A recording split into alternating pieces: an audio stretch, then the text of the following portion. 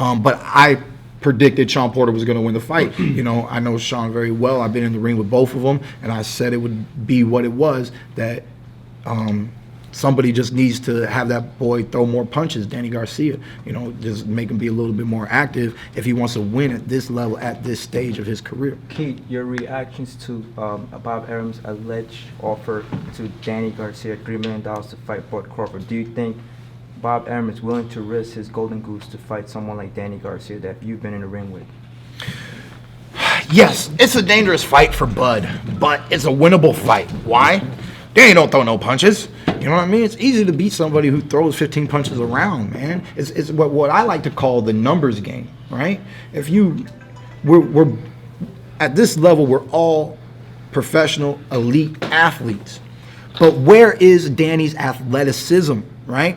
We see it in a little bit of his awkward shoulder roll, his little awkward ducking and dodging, and we see the beauty of his boxing in his timing. Everybody knows Danny Garcia can time you. He can time you. But what about when he just needs to fight you?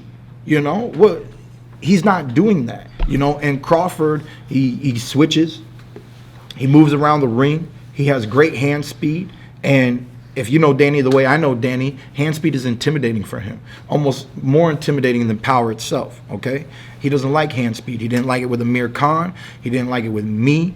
He didn't like it with Lamont Peterson. Don't matter. He don't like hand speed, and Terence Crawford has hand speed. So I think out of all the rolling of the dice and putting a gamble out there, yeah, you know, I think Bob Arum was comfortable with that call. Do you think with that victory over Danny Garcia, let's say Bud beats him, it happens, would that be credible enough to put him in your top 3 147 fighters? Oh, definitely. Okay. You know, definitely.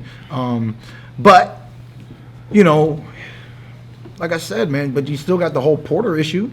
Porter beat him, and I think Porter's way more physical. I don't think it's the same fight if Bud fights Porter now. I'm not sure that Bud beats Porter. You know, I can lean towards Bud against Danny, and that's leaning because I only lean towards Sean because Danny is a puncher, boy. He's a puncher, man.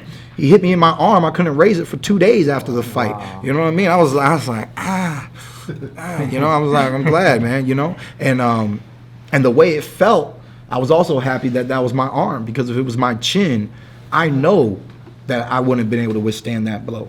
Okay, there's only a limit, and when you produce power above a limit, it don't matter who you are. There ain't no, you know, glass this, you know, good jaw and this and that. A lot of times when you see fighters take good punches, some way, somehow, it wasn't a good punch. Some way, somehow, like something got off of that punch. It just didn't stick. You know what I'm saying? Because when they stick, I mean, people drop, man.